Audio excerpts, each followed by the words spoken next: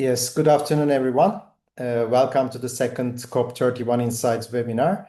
I'm Ümit Şahin, Head of Climate Change Program at the Istanbul Policy Center at Sabancı University. As you know, this webinar series is part of our public events in the lead up to COP31 in Antalya. Our aim is to create a space for open discussion among climate experts and practitioners on the key issues that will shape the COP31 agenda in November. Our first Insights webinar took place in March, just before the Santa Marta conference.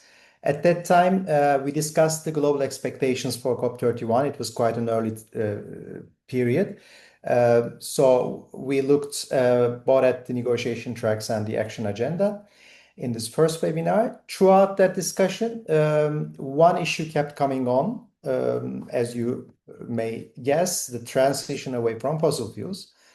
And since then, a great deal had happened. The transition away from fossil fuels agenda, or tough agenda, as we know it, had begun with the inclusion of tough in the GST decision, as you know, at COP28 in Dubai 3 years ago. And it's been taken forward through the Brazilian presidency's tough roadmap process last year. Then it reached another important milestone at the first conference on transition away from fossil fuels in Santa Marta, Colombia, last April. Then the conversation continued during the SP sessions in Bonn in June and later at the London Climate Action Week. Now, as we move forward towards COP31 in Antalya, the big question is, how will this agenda evolve and what role can COP31 play in taking it forward? To help us explore these questions, I'm delighted to be joined by two distinguished colleagues today. First, Natalie Jones from the International Institute for Sustainable Development, or IISD. Natalie is a senior policy advisor in IISD's energy program. Her work focuses on the managed phase out of oil and gas production, and she's an international lawyer. Natalie, welcome, and thank you very much for joining us today. Hi, Ümit. Hi, everyone. Yes, well, thank you very much for having me. And our second guest is Neil Grant from Climate Analytics. Neil is a senior expert in the climate policy analysis team, where he works on developing and assessing decarbonization scenarios at both the global and national levels. Neil is also a climate scientist. Neil, it's great to have you with us. Welcome. Thanks, Ümit. Yeah, I'm really looking forward to the discussion. Thanks for having me. Thank you. So all three of us were in Santa Marta, although in slightly different roles. Both Natalie and Neil were among the organizers of the academic conference. In addition, Natalie participated in the political conference too, while I followed both the roadmaps discussions in the academic conference and the People's Summit. Together, we had the opportunity to engage with different parts of this unique process, and I think that will give us a rich perspective for today's discussion. And that's exactly where we'll begin today's conversation. Of course, we will talk about Antalya mostly, but let's start by looking back at Santa Marta. Then we'll turn on the road ahead of COP31. So Natalie, let me start with you. The final report of the Santa Marta conference has now been published, and also the academic conference also produced a number of very valuable insights. And I'd like to invite you to focus primarily on the political conference that you attended, including the main political outcomes, the significance of the final report, and your reflections on where the process stands following Santa Marta. Please, the floor is yours. Yeah, well, thank you so much, Ümit. So to understand the real importance of Santa Marta, I think we have to start with the background. Now, it is, of course, a truism that burning fossil fuels is the major cause of human-induced climate change, but this truth is rarely spoken at UN climate change meetings, where the focus has largely been on emissions rather than where those emissions are coming from. However, the silence on the role of of fossil fuels and climate change has increasingly been challenged in recent years. You mentioned, Ümit, the agreement at COP28 in 2023 on transitioning away from fossil fuels, which was very important because it was the first time that fossil fuels were properly named in more than 3 decades of the COP process. But however, in recent years, there has been a sense in many quarters that that agreement at COP28 is really the limit of ambition that can be reached within the UNFCCC process, and the conversation is now about implementation. COPs are often characterized by a unique form of high tension and hardline consensus-based negotiation, which is essential for collective climate action, but it's not the most effective way to really get into country aspirations, plans, and concerns around a topic as complex as the transition away from fossil fuels. And so that was the spirit in which Santa Marta was convened, which was in support of the commitments made under the Paris Agreement, but also recognizing that a separate and constructive space was required. And it didn't seek a negotiated outcome, and that's not what we have in the final report. Rather, it was designed as a complement to the UNFCCC process, an implementation-focused space for those already ready to move forward, and a coalition of the willing operating at a level of ambition that the formal process has not yet reached. So the conversations in Santa Marta were very open and frank. They were candid. They were highly refreshing. Countries really showed, in my view, what a new model for cooperation on the energy transition could look like. One that is focused on getting really down to brass tacks of how to accelerate the shift and how to do it together. And if you look at the final report, it does get down to brass tacks. It has a number of solutions. It has quite a few details on what is required. And I just want to give another couple of takeaways here. The first is that when I tell my friends who work in fields outside the climate bubble that Santa Marta was the first international conference on transitioning away from fossil fuels, they are almost always surprised. They say, "Oh, I thought that would have happened a long time ago, talking internationally about how to transition away from fossil fuels." And I say, no. And then I, explain to them what I just explained to you. And the fact that this conversation is finally happening after more than, after 30 years plus of silence is very important in itself. Another takeaway I have is that it's possible to have this kind of gathering and reach some meaningful conclusions among countries that don't all share the same stances and positions, and that's okay. The 57 countries who were there in Santa Marta hold really different positions in some cases. They face different challenges. And indeed, if the conversation was only among countries that don't face any challenges and the transition was easy for them, then what would be the point? Let me give you a concrete example of what I'm thinking of. One of the breakout groups in the conference was on the topic of reducing fossil fuel extraction. Now, there were a number of country representatives there who gave accounts of how their countries are looking at fossil fuel production, how they have set various goals and policies to phase it out, which was all very positive. And then a very large producing country representative intervened and started talking not about fossil fuel extraction or production, but instead how they are phasing out their coal-fired power generation, which is very welcome, but not exactly the topic of discussion in this particular breakout group. That's the kind of thing I mean. While it wasn't particularly on topic, I think the fact that a fossil fuel producing country, especially a very large one, was willing to engage and not impede the discussion was huge.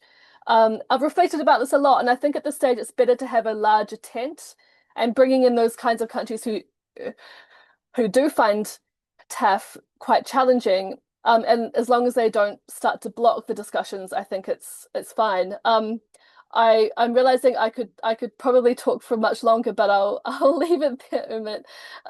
And Yeah, happy to answer any follow-up questions or also in the Q&A period as well. Thank you. You're on mute, Ümit. Sorry. Thank you, Natalie. Neil, now I turn to you. Maybe you can focus a little bit more on academic part of the conference, academic conference. What was its what are the key findings, why it was important, and how it contributed to the broader Santa Marta process? And also briefly, you can reflect on the political outcomes from your perspective also. Yeah, great. Thanks, Ümit. Yeah, so first off, let's just highlight again for those who maybe aren't aware of what the academic pre-conference was. So this ran before the main high-level segment, so a couple of days before, and saw around 400 academics, practitioners, civil society organizations, think tanks come together to explore a set of key questions around the transition away from fossil fuels. And the academic conference saw a wide range of different work streams developed, which were aligned with the conference's three main pillars, which is around overcoming economic dependence, transforming supply and demand, and advancing international cooperation and diplomacy. And as you had said, Natalie and I were privileged to, along with some other great colleagues, help coordinate the work stream on roadmaps, thinking about what do TAF roadmaps need to look like and what does the science say about that. First thing I want to say is it was very unlike, I've been to lots of scientific conferences in my life, and this is very unlike any other one I've been to. Scientific conferences normally are sort of slightly rambling, meandering events where there's lots of knowledge being shared across a whole range of different places. This was a conference with focus, like it had an aim, which was to produce an output that could support the political segment afterwards. So it was very much sort of directioned, action-oriented science. And like I said, it wasn't just sort of scientists, but a whole range of legal practitioners, policy experts, campaigners, a very broad range of disciplines and knowledge coming together. Some of the outputs that came out of this scientific conference, two examples. There was this 12 actionable insights, which is what one work stream was trying to bring together sort of 12 key insights from the scientific discipline about the transition away from fossil fuels, which was presented to the political segment. And also each individual work stream was sort of distilling key insights from their work that again was meant to feed in. So that's one reflection, is it was a very sort of action-oriented and targeted conference. Another thing, as I was mentioning, it was quite a broad range of disciplines there. And one thing that I really appreciated is that there was some real effort to try and bring in a broader set of epistemologies, and particularly bringing in some epistemologies from the Global South into the conference. That was also very clear in the People's Assembly that was running sort of in parallel. This is important. It was a step forwards. It's a small and imperfect step. I know that there's a lot more which could be done there to ensure that the broadest range of knowledge is included in these discussions. But it was a step forward, again, that was different to many other conferences I've been to. In terms of thinking about how the academic conference contributed, I'll make a few remarks on that, and then I'll also maybe reflect on a few places where I think we could go further and we need to go further in the future. A few things that the conference really did. First is I think it demonstrated in a very high profile and clear way the importance of science. Science has to be at the heart of advancing the transition away from fossil fuels, and we need to foreground science. Many of us will be familiar from working in the multilateral sphere of sort of people saying, the science is clear, we need to listen to the science. And these messages might seem like old and sort of a bit stale, but they're actually more important than ever at the moment. If we think about what we've seen in sort of months since, particularly, for example, at the Bonn intersessionals, where there were some quite concerted attacks on science, concerted attacks on the science of 1.5 degrees, for example. Science is still under attack in places in these negotiations. And I think it was really good that this academic conference profiled the importance and the centrality of science in guiding us on the actions that we need to take. A second thing that the conference did is I think it's helped create some new architecture in the science policy interface. This is really good, but it will need to be developed and strengthened further, and I'll maybe reflect on that in a moment. And the third thing that was great about it is it really helped connect a broad community of practitioners and analysts across a range of different disciplines to work on these challenging issues together. And I know that through the work stream that we sort of were privileged to coordinate on roadmaps, there have been some great new connections made, which I'm sure will be very fruitful, and we'll see some of that sort of cross-pollination coming out in work that comes out in the road going forwards. So I think there were some really great contributions from it, and I wasn't involved really in the organisation of this. I was a hanger-on and just working on one work stream, and I think that core group who organised this at very short notice should be commended for that. At the same time, I think there are some challenges that come, particularly when you organise something in short notice. So that feedback loop, which I was talking about, that desire to make sure that the scientific conference fed very clearly into the political conference, that science informed negotiations, that feedback loop was there, but I think you could argue that it was thin and compressed due to time constraints. Often this was a few sentence summary of each work stream, or this particular paper on sort of 12 actionable insights, much of which came, in the 24 to 48 hours before the political segment began. We know governments are not able to respond to the outcomes of a scientific conference in a period of 24 to 48 hours. The timescales and the modalities over which that science policy interface has to work are much longer and broader than that. And that's why I think it's great that this first conference set up some of that architecture. But what we really need to think about is how does that architecture operate over the next year in the run-up to Ireland and Tuvalu, so that we don't have that same sort of compressed and slightly frantic rush to sort of get science before decision makers over a very short time. So that's one challenge that I think the conference faced that we can try and overcome. And a second one, it's every strength has a weakness. One of the strengths of the conference was it was so broad. There was so many different work streams in different disciplines. That's a real strength, but it also creates challenges of ensuring the space to coordinate across people. And that's where, again, I think this journey forwards over the next year will be really important. We shouldn't see this conference as a one-off, but it's kickstarting a process that needs to be living and breathing and active, not just for a few days a year, but every day, all the way through to COP31 and beyond, to keep driving ambition on the transition away from fossil fuels. Thank you, Neil. Before getting into the second question related to the COP31 and the tough agenda in the COP31, I'd like to ask a follow-up question. Who wants to, follow this? Just a couple of weeks ago, the Colombian and Netherlands Dutch governments, published this Santa Marta report, the official report. I think, and the Colombian government, I guess, published it just after the election that they lost, interestingly, and it's a pity, of course. And that in that report, there was a lot of also very parallel to the academic conference. There was a lot of points, and some of them were, for example, about overcoming fossil fuel related dependencies, scaling up investments, etc.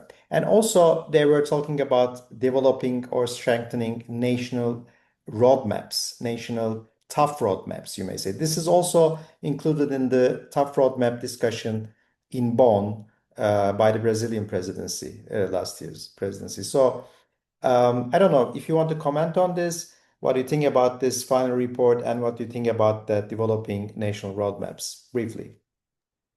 Yeah, I can briefly comment on this. Yes, the final report of the conference does one of the three work streams it establishes. The first one is about national and regional roadmaps. The second is on macroeconomic dependencies, and that's the one that IISD is proud to be the kind of official partner on. And then the third one is on trade. So on roadmaps, there are definitely a lot of there's a strong synergy here with what is happening in the separate process, which is the Brazilian roadmap. That is a global roadmap, but in my understanding, it might set out some guidelines or frameworks for countries to then create their own national roadmaps. So the way I see it is that this kind of demand or this ask for roadmaps is coming from several angles now. It's coming from the angle of the Brazilians, it's coming from the angle of Santa Marta. It remains to be seen whether countries will take up this call. We do have one roadmap at the moment from France, who launched theirs in Santa Marta. But we have yet to see, as far as I know, any other roadmaps published. Now, of course, countries have many plans. They might have an energy plan, they might have a transport plan, they might have, this, that, and the other plan, which all together might add up to a roadmap.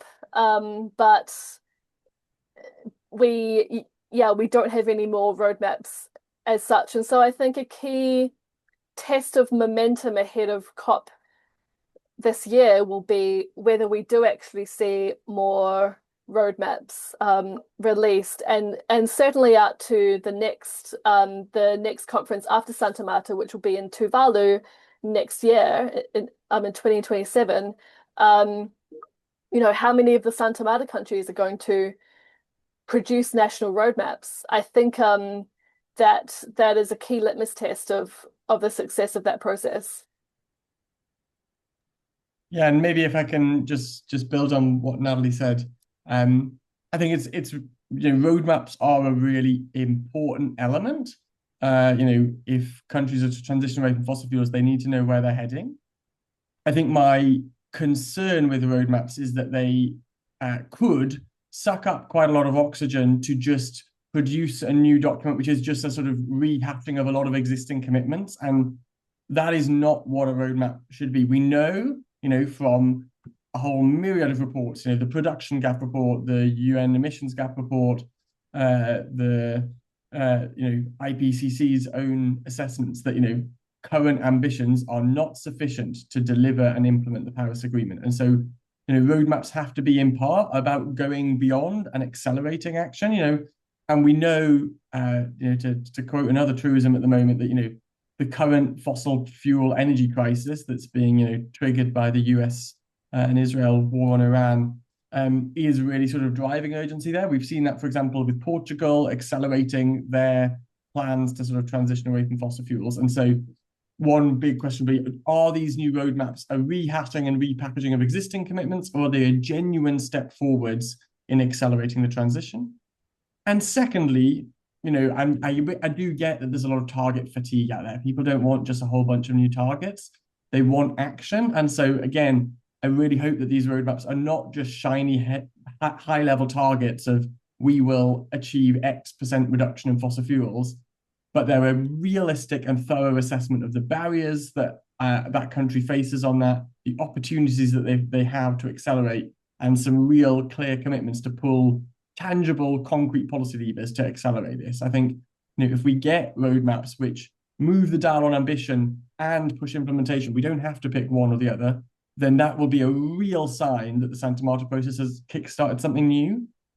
If we get a lot of hot air packaged up in roadmaps again, my fear is that will actually significantly erode the faith in global multilateralism. If we break out from the UN system, we do something new, and we end up with the same stuff as before, that's going to really erode trust. So I think the stakes are high, but the potential for something quite significant is very much there. And we just are waiting to see what happens, and not just waiting, but many of us in the community are ready to sort of support countries in working through some really thorny questions and developing these roadmaps to help ensure that they align with our needs on ambition, but also are implementation focused rather than just high level targets.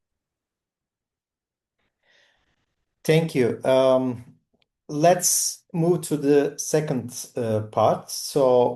And this is about where does the tough agenda go from here? So I'd like to ask both of you the same questions, and then we'll have an open discussion on that. What do you think about where do we stand today following Santa Marta and the ongoing tough roadmap process?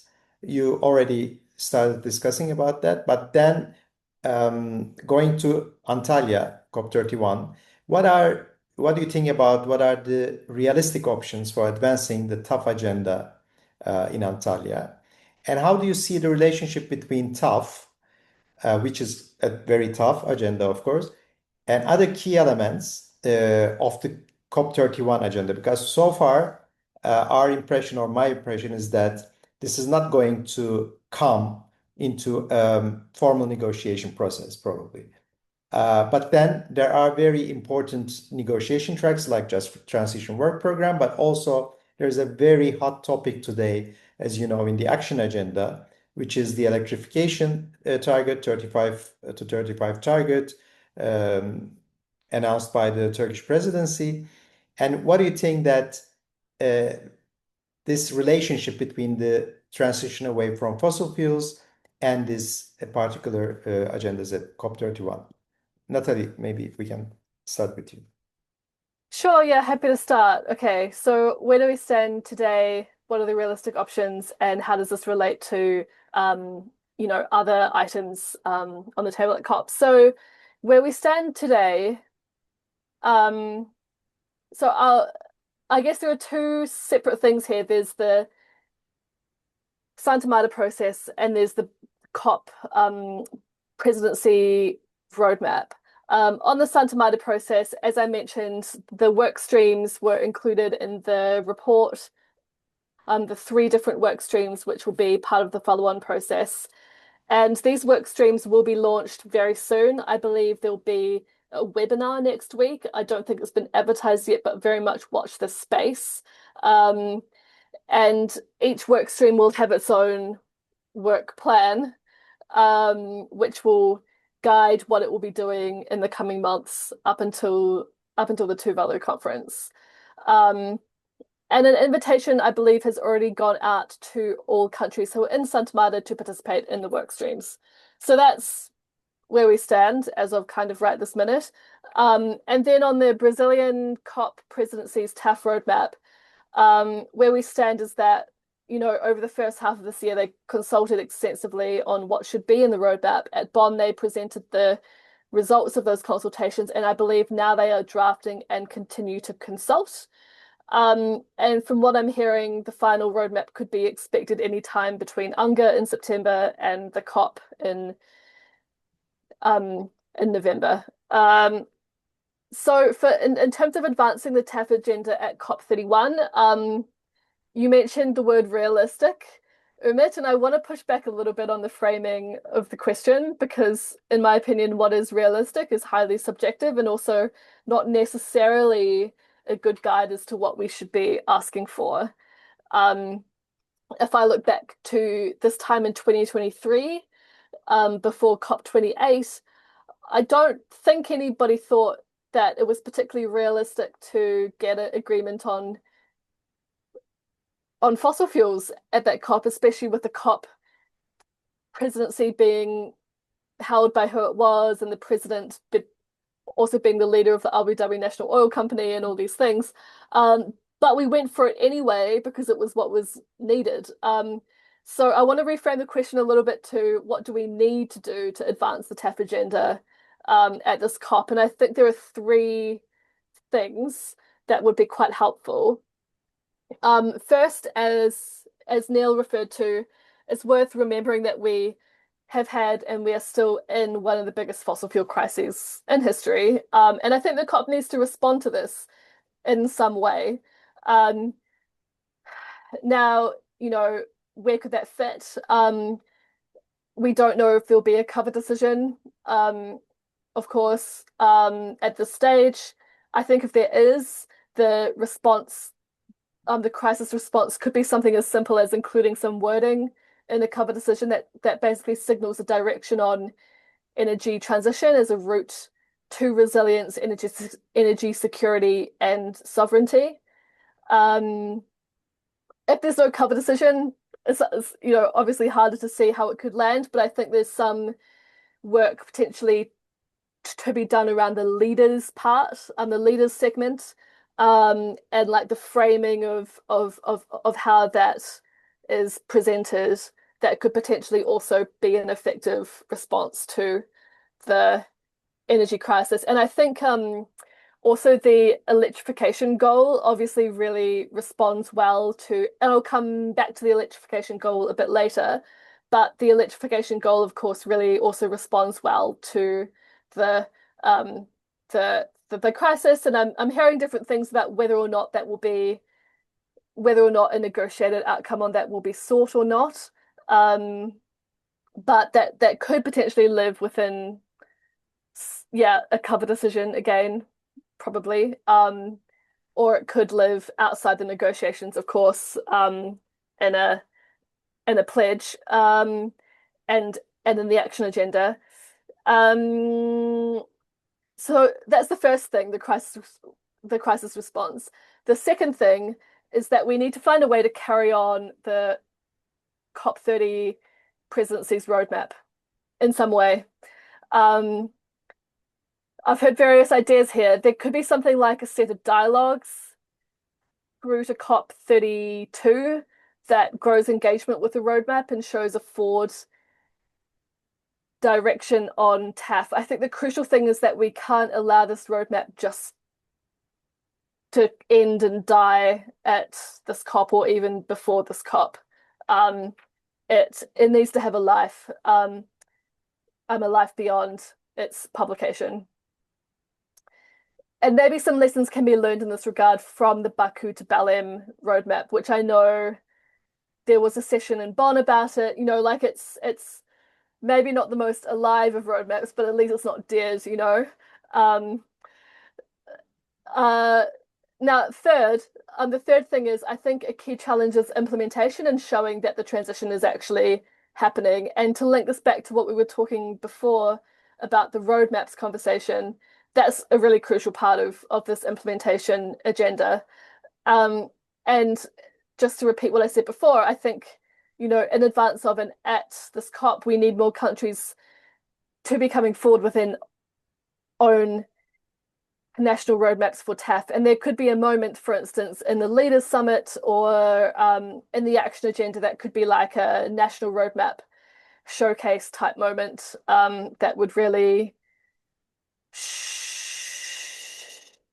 showcase, I just use that word twice, but whatever, showcase implementation and how the transition is actually progressing. Now, just to pick up on your last part of the question, Ümit, about electrification, the first thing I want to say is that electrification is, of course, so important. We need to move transport from internal combustion engines to electric vehicles. We need to move from gas boilers to heat pumps. We need to electrify industry. One of the reasons for this is that, as we all know, electric cars and appliances are so much more efficient than their fossil fuel powered equivalents. The other thing I want to say is that, but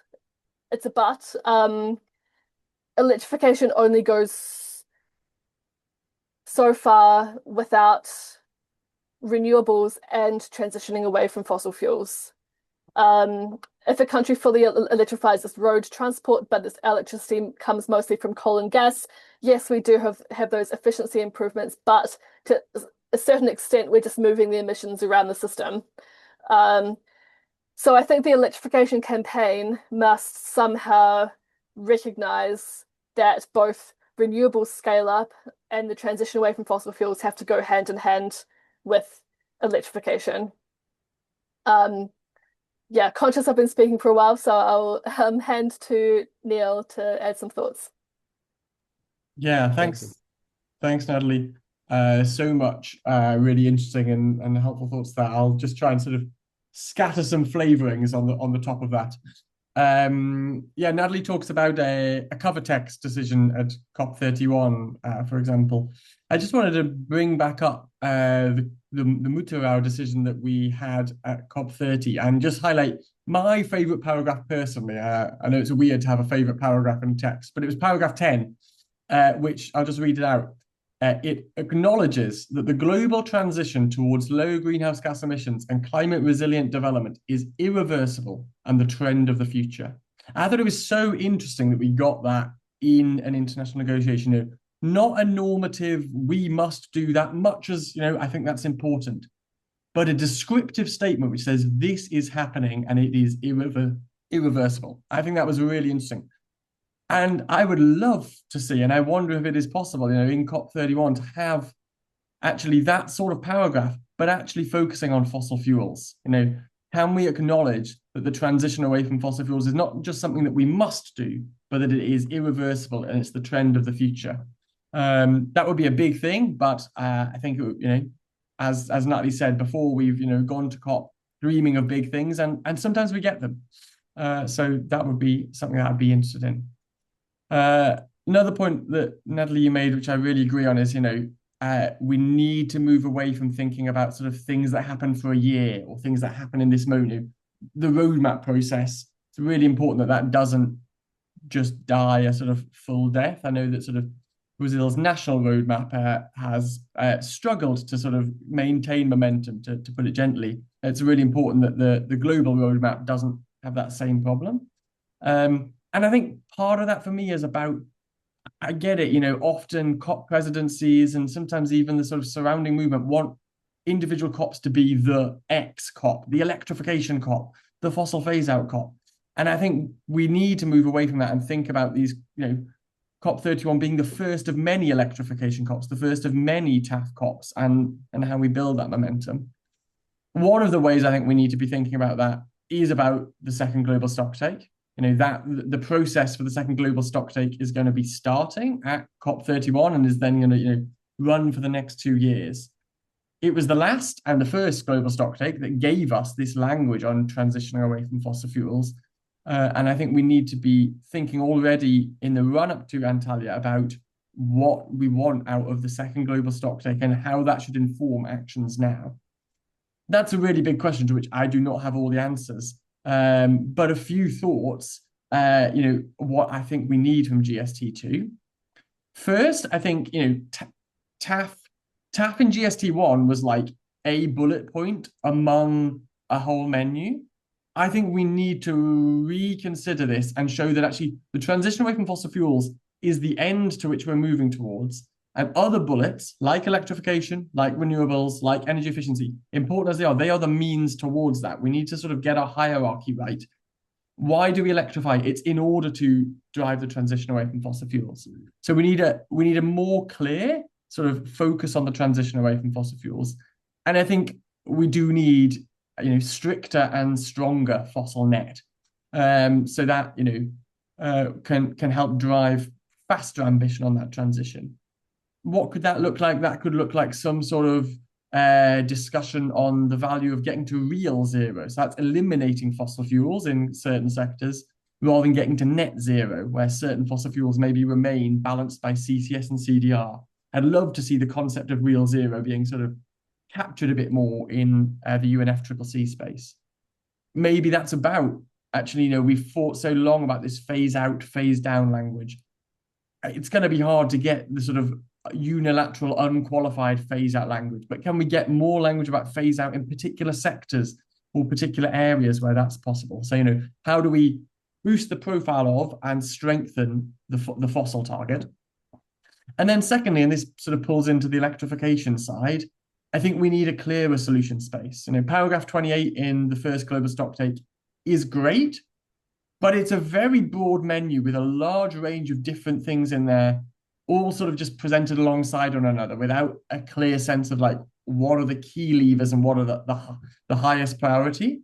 I would like to see greater discussion of electrification as the primary means of displacing fossil fuels, and a reduced profile for some of those much more, I would say, problematic and risky bits of language around transitional fuels, which can mean a lot of different things, and I think is not always helpful for driving coordinated action. So maybe less of a menu and more of a planned family dinner of where we're going.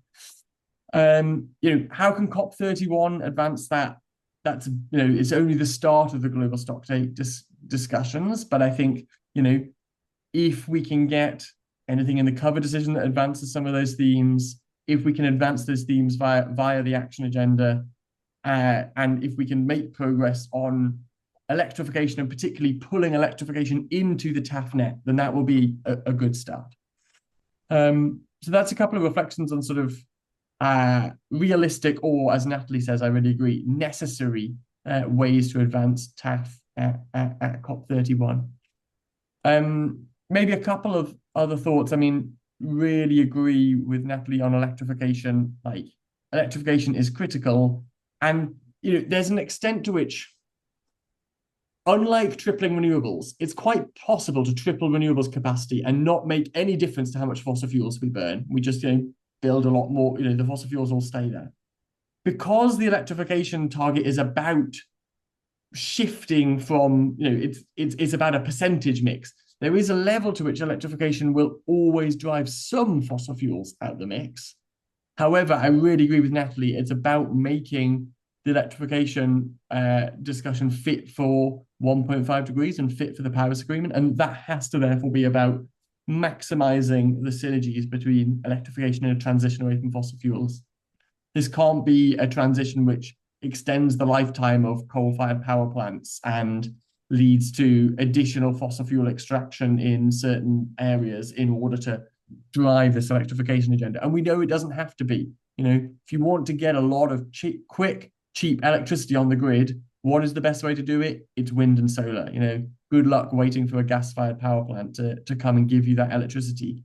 We know that that's the reality, but we need to fight against vested interests and other narratives which would suggest otherwise, and really make sure that we bring electrification to be the servant of the transition away from fossil fuels.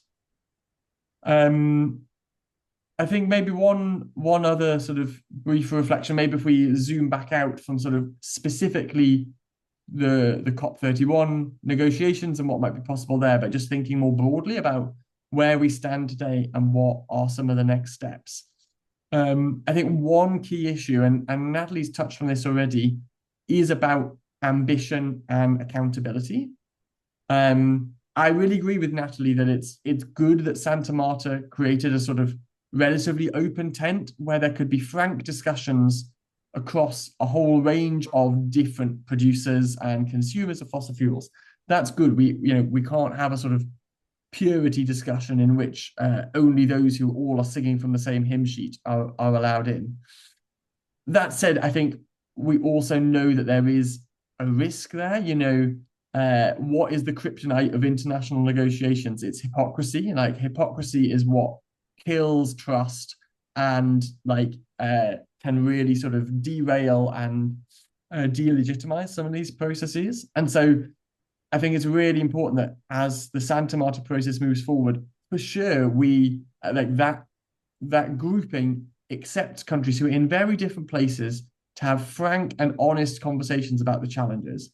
But I think there also needs to be a space to challenge and guard against hypocrisy. I think, particularly there are some countries who are making large noises about the transition away from fossil fuels while aggressively expanding their own production, and not only expanding it, pushing that production abroad. I could name quite a few particularly wealthy countries who are sort of merchants of chaos in the fossil fuel markets in Asia and in the North Atlantic.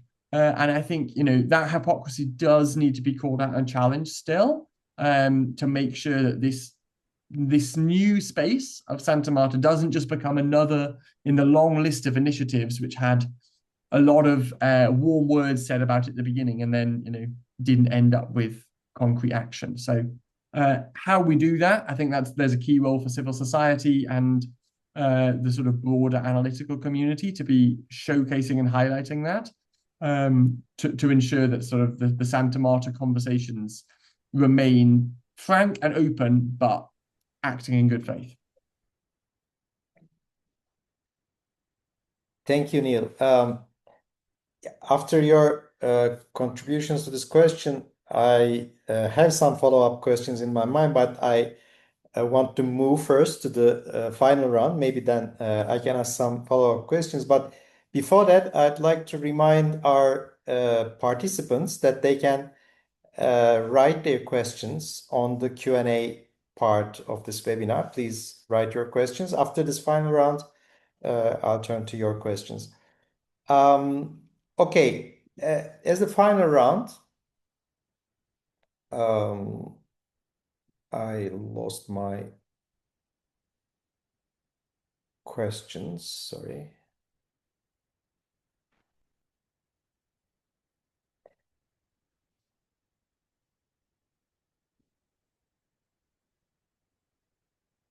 Yes, I'd like to look ahead to COP31 in Antalya, and I'd like to turn to Natalie first again. And Natalie, what should the Turkish and Australian presidencies do to make COP31 a success, both in advancing transition away from fossil fuels agenda and across the broader climate agenda?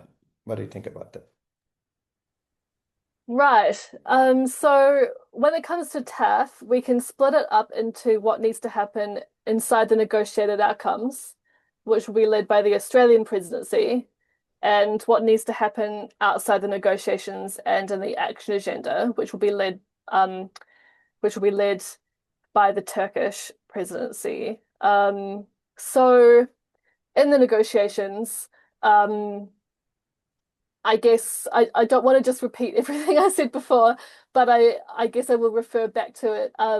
Referring back to what I said about the kind of need for some kind of recognition and response to the crisis. We need the Australian presidency to really to pick that up and take it forward.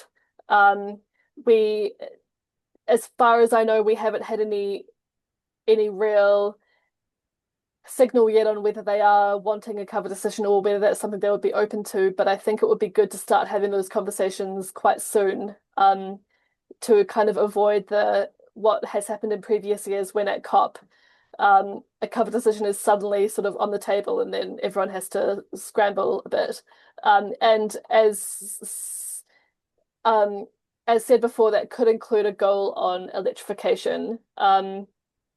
Outside the negotiations, I really think the Turkish presidency should pick up on the COP30 presidency's TAF roadmap and commit to carrying it forward.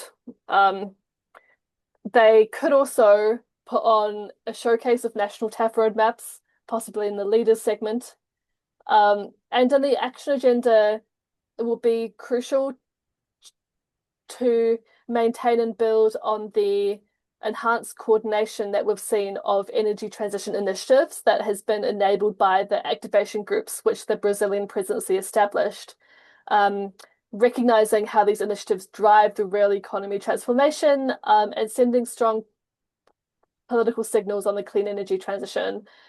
So that means ensuring some kind of a platform in the action agenda at COP in Antalya for progressing the so-called PAS, or the plans to accelerate solutions, which were launched under the action agenda, including those on energy transition and fossil fuel transitions. So that's tough. And then you also asked about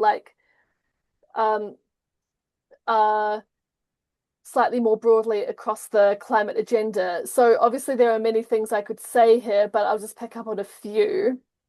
First, I would say that it is concerning that more than 50 parties still have not yet submitted the updated NDCs that were due in 2025.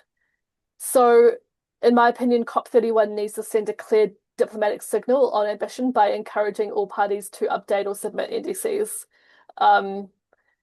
Recognizing also that the NDCs that we do have are not sufficient in terms of meeting Paris Agreement goals. And so that's a matter, I guess, for the Australian presidency. Then there's the just transition mechanism, and COP31 needs to operationalize this to provide a set of, I suppose, practical tools to support the nationally led planning and implementation of just transition strategies, particularly in countries facing the greatest economic and social challenges. Finally, I want to pick up on finance, which I feel like is the sort of it's like a perennial issue. In this much more constrained environment, in terms of the development assistance, this is inevitably going to be a tricky conversation, but there are some things that the presidencies can do, I think. I think the presidency needs to set a clear expectation that bilateral donors and MDBs set new or renewed climate finance commitments, either before or at the high-level finance dialogue at COP31. We do need to be realistic that the total concessional finance available in the short term is unlikely to increase dramatically, but even small new commitments, in my opinion, can go quite some way to creating more political goodwill. Then there's the Baku to Berlin roadmap, and Turkey and Australia should pick this up and run with it, elevating the 5 action areas rather that were laid out in that roadmap, and creating linkages with the relevant action agenda activation groups, as well as other relevant. I think it's also relevant to make linkages with other institutions and processes like the MDBs, IMF, Coalition of Finance Ministers, and so on. There's more I could say, particularly on adaptation and resilience, but I'll leave it there for now and turn back to you, Ümit. Thank you, Natalie. Again, I have another question, but let me turn to Neil first as the last question. Now, looking beyond Santa Marta and Antalya, Neil, how do you see the Santa Marta process evolving over the coming year under the leadership of Ireland and Tuvalu? And what are the main opportunities and challenges, particularly in sustaining such a multi-layered and multi-track process? Because, as you already said, these are different processes, but they are kind of the COP and Santa Marta, but they are kind of a parallel processes also. So what do you think about the main opportunities and challenges within the climate diplomacy in terms of that? Yeah, thanks, Ümit. So it'll be very interesting to see where Ireland and Tuvalu take this. Interesting, 2 island nations, but with very different contexts. A high-income European state working alongside a Pacific small island who are literally on the front line of sea level rise, and for whom 1.5 degrees is an existential issue.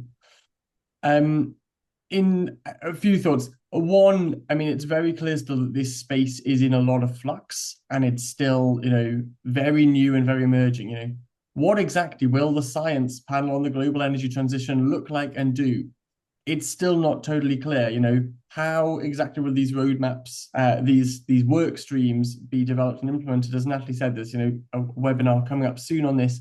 Things are still very fluid and emerging, but maybe a few opportunities that I can see. Some are similar to what we mentioned before, particularly on roadmaps.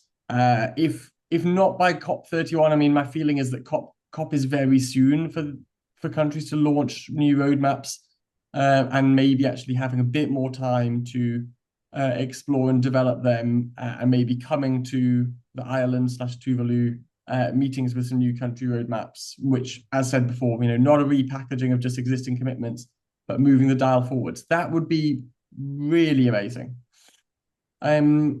Another area that I would love to see some really sort of concrete, tangible action on is this second work stream, which is about addressing some of the fiscal constraints that limit countries' ability to transition away from fossil fuels.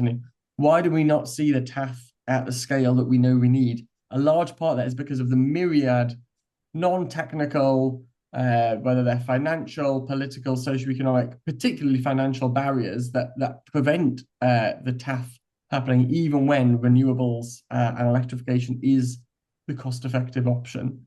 And again, I think if through that works, when we could come to Ireland and Tuvalu with some concrete measures that will address some of these constraints in at least some countries, that would again already sort of demonstrate that this alternative process that works alongside, not in competition with the UNFCCC, can deliver something new. That would be really significant. Natalie sort of started our discussion highlighting that it took us, 28 years to go from saying the word climate to saying the word fossil fuels in the UNFCCC. If we can demonstrate that in the next 3 years, we've gone from saying fossil fuels to concrete action, that would be a huge step. That said, there are clearly some major challenges. And I think the most obvious challenge is this sort of challenge of fragmentation. I mean, Natalie, I'm in awe of your ability to hold together all the various different elements of this and speak so coherently across them. I sometimes still find that quite overwhelming, the number of different spaces that things are happening in. We've got this Santa Marta track, we have the formal roadmap process, we have the just transition negotiations happening within the UNFCCC, we have the action agenda, we have emerging global stocktake 2, and there's a whole load of other spaces where this is moving forwards. And we're seeing this in the science space as well, fragmentation of initiatives, lots of different people wanting to work on this, which is good, but that creates a real coordination challenge. I was sort of trying to reflect on how you get around that. Part of it is actually we need many voices, and we need a sort of an echo chamber of voices from different places saying similar things, but with some different perspectives that all add up to pull us in the right direction. But I think also we need to remember what our guiding star is, which should be the implementation of the Paris Agreement. We as Climate Analytics put out some work last year showing that if you implement the first global stocktake, if you implement paragraph 28, that will get you already the biggest improvement in warming since the Paris Agreement. You'll cut about 1 degree off end of century warming. It'll get you below 2 degrees. It doesn't get you all the way to 1.5. There's some additional action, particularly around, for example, carbon removal or maybe hydrogen and things that we didn't model. But the tripling, doubling, transition away from fossil fuels and cutting methane, that will get you to below 2 degrees already and a long way towards 1.5 degrees. And so, I guess my call would be to say, whenever we're developing new initiatives and new spaces, we shouldn't be trying to develop new goals and negotiate new strategies. I mean, personally, I think sort of negotiating a new treaty, for example, to sit alongside the existing stuff, I'm not sure that that's a strategic use of our effort. We have the treaty, we have the goals in the Paris Agreement, we have the global stocktake. If we implement those, that will get us a really long way. And so all of these different fora and initiatives and activities, I think their guiding star should be, how can I support the implementation of the Paris Agreement? And if we have that sort of guiding design behind it, then I think this sort of multiplication of initiatives can actually be a real strength. If instead, we have a sort of plethora and new, big explosion of new sort of goal-setting exercises that try and sort of take us in new directions, I think that could be dangerous. So I think that's one of the major challenges. And then I think the other major challenge that, again, I've already mentioned is, big tents are good, but big tents can fall apart. This is, one of the strengths of the Santa Marta process is the diversity of countries in there. But, how does Ireland and Tuvalu keep, Australia, Nigeria, the EU and Brazil, for example, countries who are all participating in this process, all with very different contexts and challenges, in some way aligned on what a transition away from fossil fuels means and how to advance it. I think that will be a real challenge, but I'm really glad that we've got, particularly in Tuvalu, a real champion of 1.5 degrees helping coordinate this process, and I think that will really help us there. Thank you. Thank you, Neil. Thank you, Natalie. It was a really interesting discussion. Um, we don't have many questions from the audience, but I remind you that we still have some time. So please write on the Q&A part if you have any questions. I'd like to ask one follow-up question, coming back to the COP31 and tough discussion. What I think is kind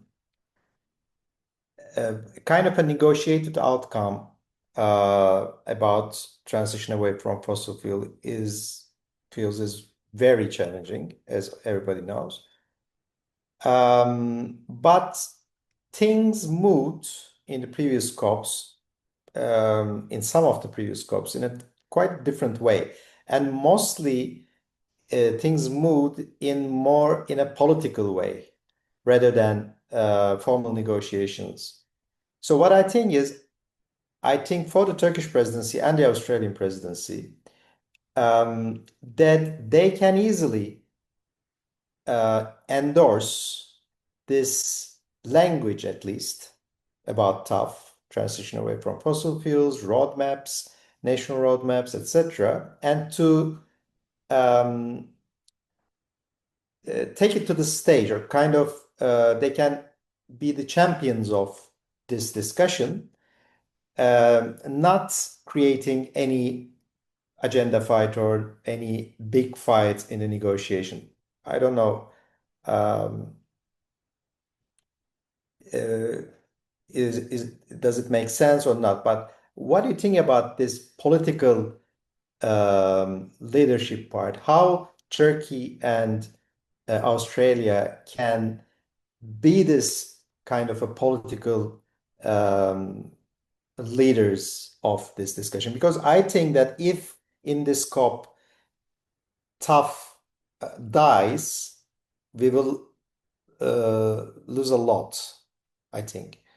It's going to be lost for the next COPs or for the second GST. But if Turkey and Australia can somehow politically support this idea somehow, Natalie already said about that Turkish presidency can support the Brazilian roadmap, etc. So what do you think about this political endorsement part, briefly? Yeah, I can come in to start, but very, very interested to hear Natalie's thoughts on this. I mean, one element that I would add, I mean, my background is much more in sort of energy system modeling and designing the pathways and the transitions. One thing I would really like to see is greater action domestically from both of these countries to advance the transition away from fossil fuels. I think, where does both Australia and Turkey have, some control over what sort of the transition away from fossil fuels? Their control over what happens at COP31 is there, but is always tenuous because, these are complex multilateral situations. But the ambition that they each bring domestically about their own transition away from fossil fuels is something that they can really sort of hold. And I think if we have presidencies who are championing the transition away from fossil fuels domestically, telling that story about the benefits of it, Australia, we're already seeing the benefits, in many places, the transition away from fossil fuels, in the power sector is advancing so much that, households without solar panels are being given 3 hours of free electricity a day because there's such abundant, cheap electricity. How does Australia accelerate that transition further and tell that story? Turkey, I mean, many on this call will be a much greater expert than me on this, but I was really interested to learn recently just how import dependent Turkey is on many fossil fuels, particularly oil and gas. How can we see an accelerated transition there? And again, sort of really championing the benefits of the transition away from fossil fuels for reducing that import dependency. That's action which needs to happen domestically, but it's also it's really important that at COP31 we have those people who are championing this based on some real action and sort of bringing that narrative into the negotiations. And I think, if we have that from those, but also from some others, I think a group of countries who are willing to sort of stand up and champion TAF, both in word but also in action, that is a great insurance against TAF dying in this process. It's not a guarantee, but it is a great insurance. Yeah, I can also hop in on this question, and I completely support everything that Neil said. I think, in addition, we can look beyond the presidency in terms of leadership on this. If I think back to last year's COP, yes, it was absolutely huge and essential that President Lula gave the speech that he did and mentioned roadmaps and all of that. Of course, that was really important. But if I think of what were the most sort of standout political moments from that COP, another one I think of is the press conference that Colombia held with the Netherlands and announced the Santa Marta conference. So it doesn't have to be always the presidency that convenes those kind of really standout political events. Now, who's to say who it will be this year? I think there may be some kind of handover moment at this COP where the Colombia and the Netherlands hand over the co-chairmanship of the Santa Marta process to Ireland and Tuvalu. That could potentially be a moment, but I don't think we can predict in advance or not that far in advance, what new leaders may emerge.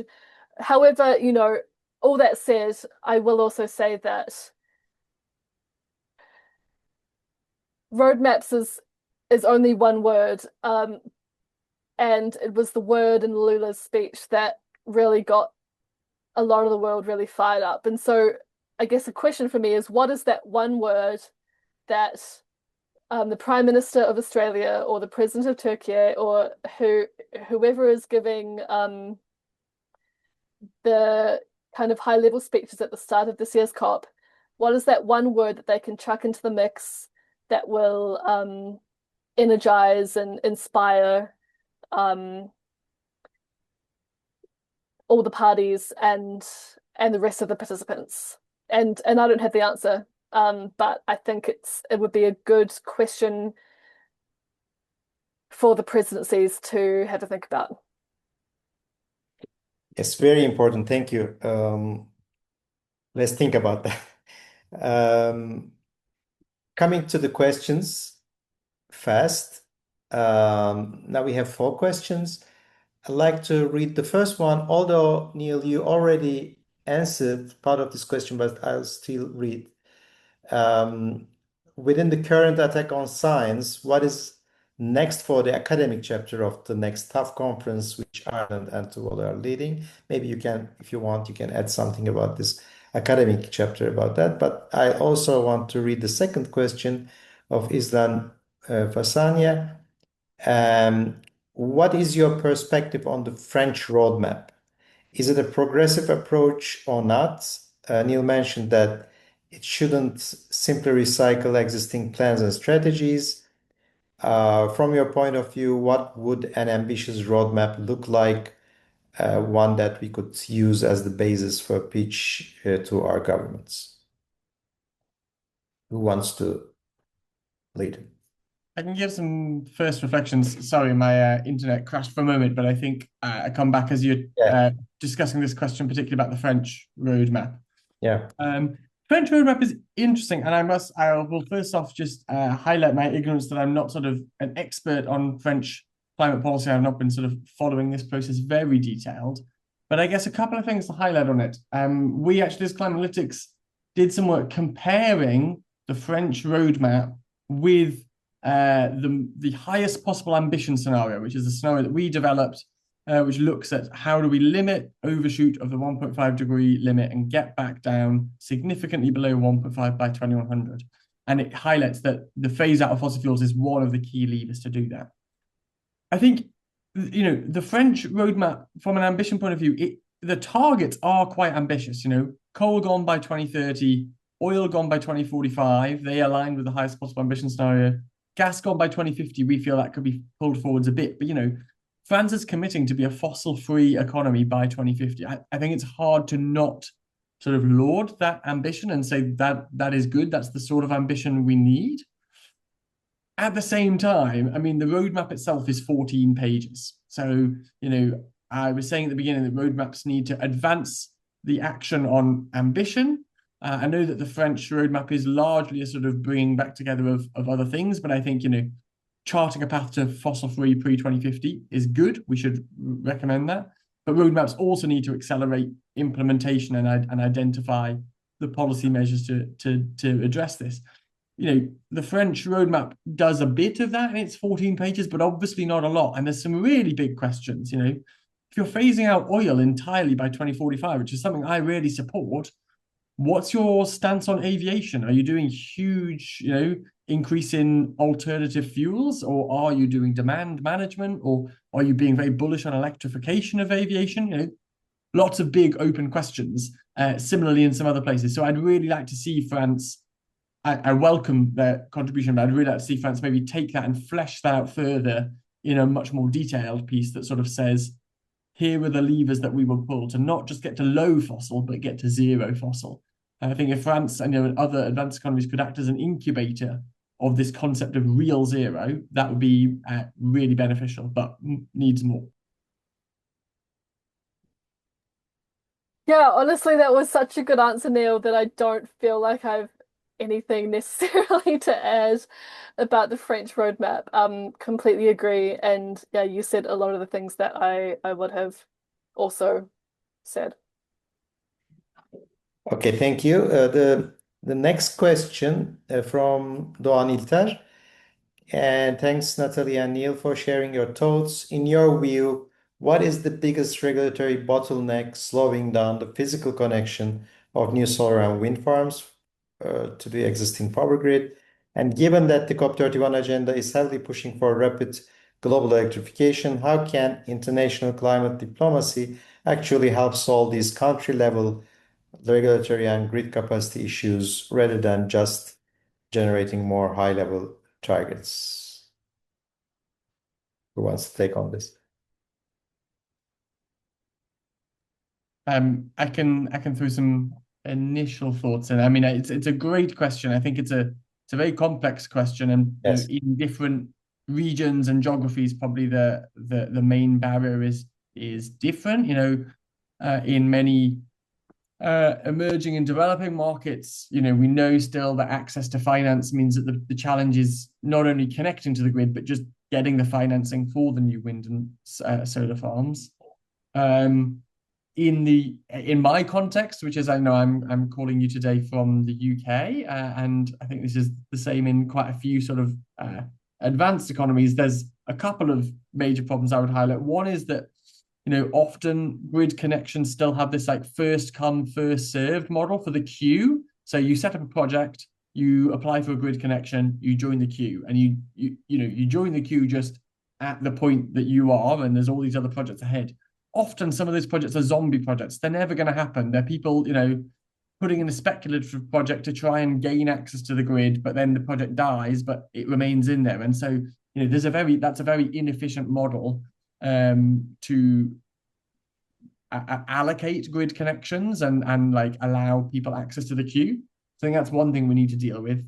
Another problem, certainly in the UK, and I think also in the US and other places, is we've just had sort of decades of underinvestment in our grid, and there is no way around. There's no easy way around that other than I wish we could time travel back and put some more investment in grids for the last 20 years, but we're sort of starting from a place where the grids aren't necessarily fit for purpose in being able to integrate all of this wind and solar.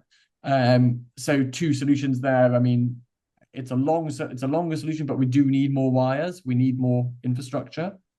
But secondly, we need to really think hard about how digitization, storage, artificial intelligence can enable a much smarter energy system in the future and allow us to use our existing assets much more efficiently. I think there's lots of interesting work happening there. So, sorry, I think that's not, I failed in your question because I've not given you one bottleneck. I've given you a meandering walk across a few different areas. But I think reforming the way that the queue works, building more wires, getting more finance in areas in the global south. And yeah, we're really trying to seize this moment around digitization and artificial intelligence, which is something that I am very skeptical about and nervous about. But if we are going to make it work for the climate, it's going to be about building a smart energy system that enables us to use our existing assets much better and unlock a lot more wind and solar on the grid.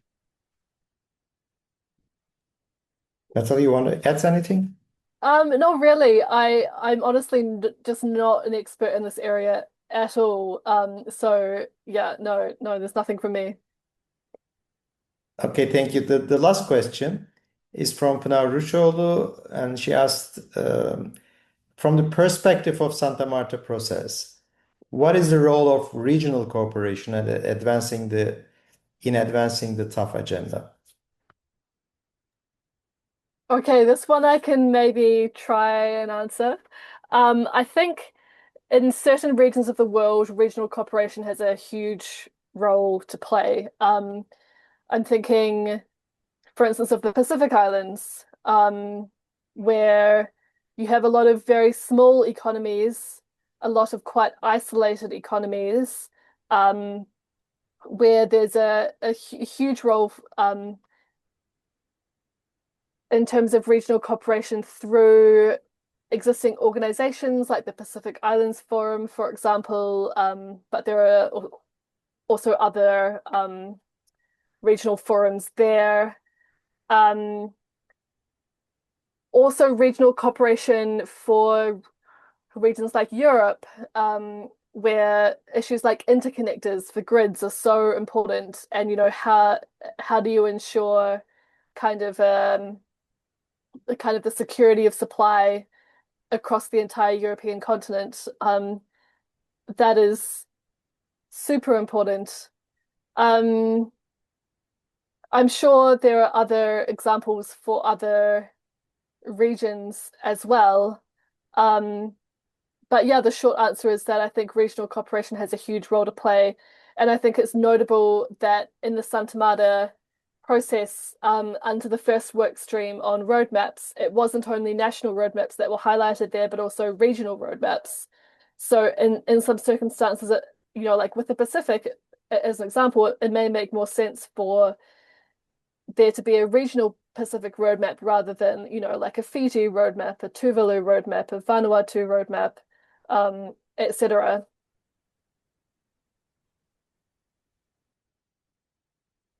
Anything to add? Yeah. No, the one thing I would add is I think there's real role for regional cooperation. I think this is really important, and I think for all the reasons that Natalie has already highlighted. Interesting to note that there is this third work stream coming out of Santa Marta, which is on sort of producer-consumer dialogue and fossil-free trade. There's a lot of different ways it's sort of being framed. I think there's something very interesting there to think about. If you take the example of Europe, for example, Algeria exports a large amount of its gas to Europe and is in some senses therefore fiscally dependent on what happens in the EU's gas transition, how fast the EU phases out, and who the EU chooses to get its gas from. I think there's some scope to have some sort of conversations there between producers and consumers. I'm also nervous that discussion could, there are certain producers who have not been part of the Santa Marta discussions who might be quite up for sort of getting involved in discussions about low emissions fossil fuel trade. And we've seen a lot of sort of regional action before around like clean fossil fuel trade, and I think we need to be cautious to make sure that we don't open the door to more of that. We've had that for enough years. We don't need new initiatives on that. Thank you, Neil. Really, I remember this discussion from the roadmap work stream in the academic conference in Santa Marta that really this macroeconomic dependencies is not only about one nation, it's between the nations, right? So it's really very interesting. There's a very tight relationship between some countries like very typical one, the Russia and EU or Russia and Turkey, but many countries are exporter-importer relationship about fossil fuels, and it's really important to address this kind of dependencies too. Yeah, I think it's a very large topic. There's a lot of other things to discuss, and I hope we continue this discussion until Antalya and hopefully after Antalya. And I also want to add that in the academic conference, the outcomes of the academic conference in Santa Marta, and also in the report of the government report of Santa Marta, there are really very interesting points to work on, to discuss. And I also hope to continue this discussion before the COP, because I think although most of the countries, not only the presidencies, and not only Turkey and Australia, but most of the countries, like they like to not ignore maybe, but like to a little bit downplay the importance of transition away from fossil fuels this year. I really like to see this a major topic in Antalya, and hopefully it's going to be one of the discussions in Antalya. Thanks a lot, Neil. Thanks a lot, Natalie, for your contribution today to the webinar. And I also want to thank all of our participants and audience for this, and hope to see you next time. Thank you. Thank you so much. Thanks so much. Thank you. Bye.